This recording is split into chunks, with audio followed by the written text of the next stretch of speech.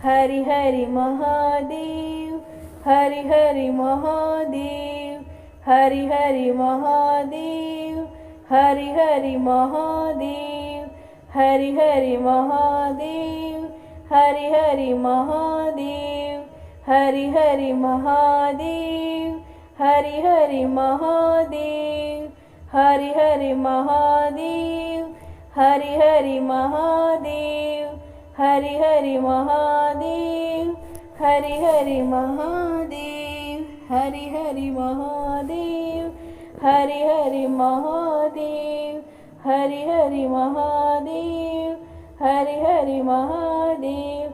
बम बम बोले, बम बम बोले, बबम बम बोले, बबम बम बोले, बबम बम बोले। जय हो भोलेनाथ शिव शंकर भगवान की जय, माँ पार्वती माँ की जय। अगर आपको ये है कथा और ये सब आरती और ये महादेव की वंदना अगर पसंद आई हो तो लाइक शेयर ज़रूर करना, कमेंट बॉक्स में जय महाकाल ज़रूर लिखना, क्योंकि ये है देवों के देव महादेव।